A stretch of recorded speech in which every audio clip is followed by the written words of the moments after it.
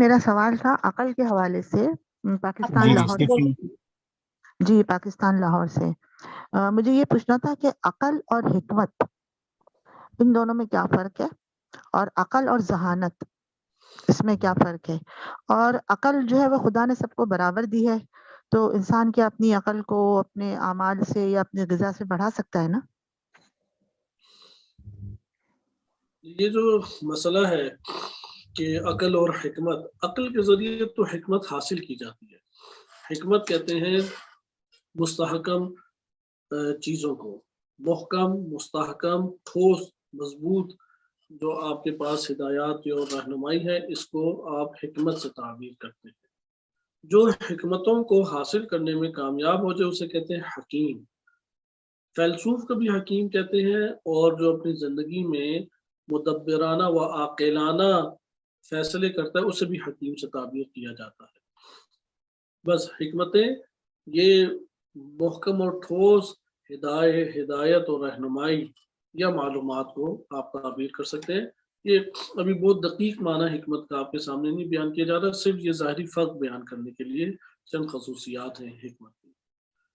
عقل ایک قوت کا نام ہے، ایک خصوصیت ہے انسان میں. جیسے شہوت کا مادہ روح انسانی میں پایا جاتا ہے، اسی لیے بدن ہم سے جدا بھی ہو جائے تو ہم اشتہا ہماری ہوگی، برزخ میں بھی ہے، قیامت میں بھی ہے، کیونکہ شہوت تو روح کا حصہ ہے. تو روح تو انسان کی باقی رہتی ہے اور جسم انسان کا باقی نہیں رہا.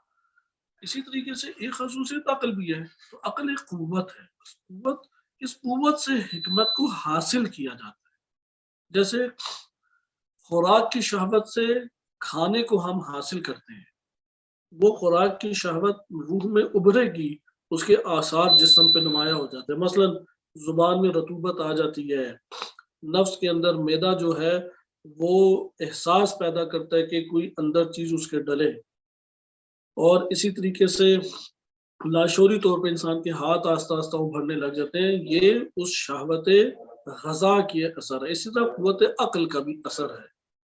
قوت عقل سے جو آپ حاصل کریں اس کو کہتے ہیں حکمت. حکمت بھری چیزیں آپ نے حاصل کی جو عقل کی مدد سے حاصل ہوں گی.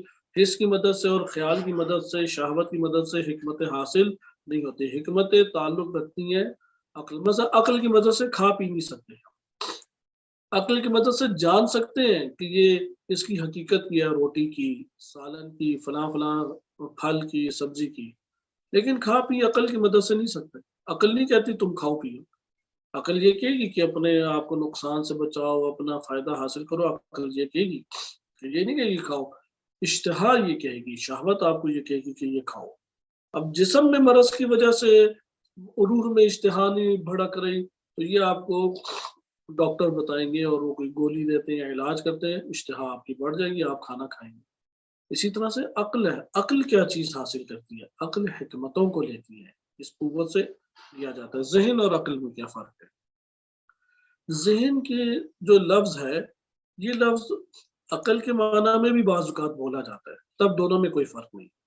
بعض اوقات علمی دنیا میں عقل کے مقابلے میں خیال اور حس ان کے اور ان کی معلومات جو جمع ہوتی ہیں، ان تمام 3-4 خصوصیات کے مرکب کو ذہن کہتے ہیں. 3-4 خصوصیات کو ایک جگہ آپ جمع کریں اور اس جمع شدہ جو معلومات ہے اس کا ایک نام رکھ دیں تو اس کا نام ذہن رکھا جاتا ہے. اس اعتبار سے زیادہ یہ لفظ استعمال ہوتا ہے.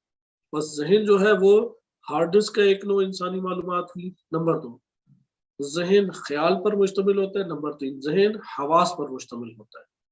یہ جو 3-4 میں نے امر بیان کیے، اس کے مجموعے کو بیان کرنے کے لیے علمی دنیا میں کلمہ ذہن استعمال کیا جاتا ہے. بس اگر آپ عقل کے معنی میں ذہن استعمال کریں تو اب آپ کو یہ کلام جو انسان کلام کرتا ہے یا کوئی تحریر آپ پڑھیں اس کے قرائن سے پتہ لگے گا ادھر ذہن کس معنی میں استعمال ہو رہا ہے.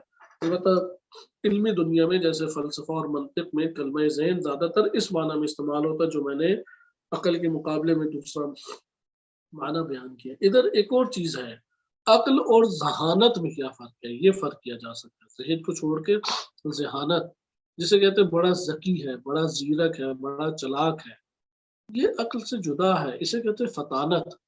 یعنی سمجھنے کی قوت اس میں زیادہ ہے۔ یہ جو فہم کی قوت ہے ممکن ہے کہ وہ عقل سے نہ تعلق رکھتی ہو، تو ذہین نے اس لیے رنگوں میں فرق کر لیا۔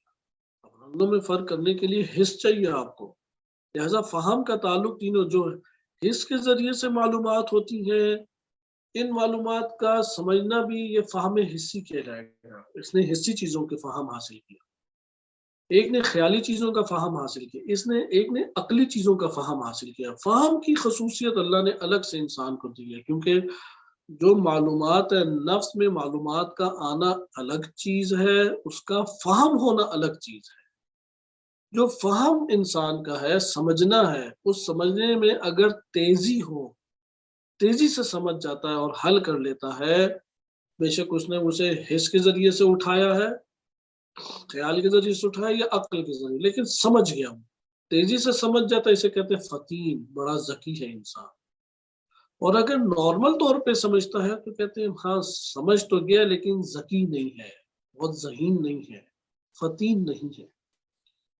ادھر ہم اس کو کہہ سکتے ہیں اصل چیز فہم ہے، انسانی روح کو جو اصل فائدہ دیتی ہے وہ فہم ہے۔ فہم حس کے ذریعے سے بھی ہو سکتا ہے، فہم خیال کا بھی حسی معلومات کا بھی فہم ہو سکتا ہے، خیالی معلومات کا بھی فہم ہو سکتا ہے، اور عقلی معلومات کا بھی فہم ہو سکتا ہے۔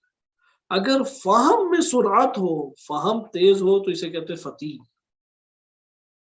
اچھا، عقل زیادہ اور کم، یہ استعمال ہے گوہر عقل کے اوپر۔ اگر ایک انسان عقل کو زیادہ استعمال کرتا ہے کہتے ہیں عقل زیادہ ہے، عقل کم استعمال کرتا ہے کہتے ہیں عقل کم ہے۔ کیوں عقل کا کم استعمال ہوتا ہے؟ یہ بھی اس کے نفس کی مشغولیت کے اوپر ہے۔ اگر حسی چیزوں سے مشغول زیادہ ہو جائے، عقل کا استعمال کم ہوگا لاشعوری طور پہ، یعنی طبی طور پہ، لاشعوری نہیں، طبی طور پہ کم ہوگا عقل کا استعمال، اس کی عقل کم۔ اگر خیالات کی دنیا میں نفس انسانی زیادہ، روح انسانی مشغول ہے، یقیناً عقل کا استعمال اس نے کم کیا۔ لیکن ایک شخص ہے جو عقل کا استعمال کثیر کرتا ہے، اس کی عقل زیادہ ہے، اس کی عقل قوی ہے، اس کی عقل مضبوط ہے۔ مثلا جو بندہ زیادہ حس کی قوت کو استعمال کر رہا ہے، اس نے اپنی نفس میں قوت حس کو بہت قوی کر دیا۔ جس نے خیال کی دنیا کو اپنے اندر زیادہ استعمال کیا، اس نے قوت خیال کو اتنا ہی قوی کیا، کیونکہ آپ جس کا استعمال جتنا کریں اتنا آپ کی روح میں وہ پیوست ہوتی جائے گی چیز۔ ان دونوں کے استعمال میں قوت خیال، قوت عقل وہ ضعیف ہو جاتی ہے۔ بعض اوقات قوت عقل ضعیف ہوتی ہے انسان کے غبی ہونے کی وجہ سے، یعنی فہم کی قوت ہی نہیں ہے اسے، بہت قلیل ہے، ادھر بھی قوت عقل ضعیف ہو جاتی ہے، لیکن چیز انسانی روح کے تقاضوں سے تعلق رکھتا ہے، جسم سے۔ بعض اوقات انسان جسمانی کسی مرض کی وجہ سے، مثلا نفسیاتی ہو گیا، مثال کے طور پہ حادثے کا شکار ہوا، کوئی شدید غم لے بیٹھا، وہابیات کا شکار ہو گیا، ان اسباب کی وجہ سے بھی عقل اس کی پھر رشد نہیں پاتی یا قوی نہیں ہوتی۔ ہمیں ہر قوت کو استعمال کر کے اپنے وجود کے اندر قوی کرنا پڑے گا۔ حس آلریڈی، یعنی آپ ایک اور تعبیر میں اسے کہہ سکتے ہیں، حس جو ہے وہ ایکٹیو ہے انسان میں، آپ کو ایکٹیو کرنے کی ضرورت نہیں۔ خیال ایکٹیو ہے، ایکٹیو کرنے کی یعنی اس کی بٹن دبانے کی ضرورت نہیں ہے، یا آپ صرف اس طرف توجہ کریں تو یہ کام کرنا شروع کر دیتی ہے، حس بھی اور خیال۔ شہوت وہ بھی خود بخود ایکٹیو ہوتی ہے، وہ تو اس قدر انسان میں ایکٹیو ہے کہ آپ کو ارادہ ہی نہیں کرنا پڑتا اور شہوت اپنا غلبہ پیدا کر لیتی ہے۔ اللہ تعالیٰ نے عقل رکھی ہے جس کو آپ نے محنت کر کے ایکٹیو کرنا ہے، اس کا سوئچ آف ہے، اس کو محنت کر کے آپ نے ایکٹیو کرنا ہے، اس لیے کم انسان اسے ایکٹیو کر پاتے ہیں۔ اب آپ نے محنت کر کے اس کو ایکٹیو کیا تو جتنا زیادہ اس کو آپ نے استعمال کیا اتنی اس کی مقدار بڑھتی جائے گی اور قوت بڑھتی چلی جائے گی۔ اس کو ہم تعبیر کر سکتے ہیں عقل کا کم اور زیادہ ہونا۔ ایک عوامل یعنی قوت تو ایک ہے، اگر ایسے عوامل انسانی نفس میں زیادہ ہو جائیں کہ جس کی وجہ سے عقل کو ہمیں استعمال کرنا مشکل ہو جائے، اسے کہتے ہیں یہ کم عقل ہے۔ اگر وہ موانع اور رکاوٹیں دور ہو جائیں اور انسان عقل کی قوت کو استعمال زیادہ کرے، اسے کہتے ہیں عقل کا زیادہ ہونا۔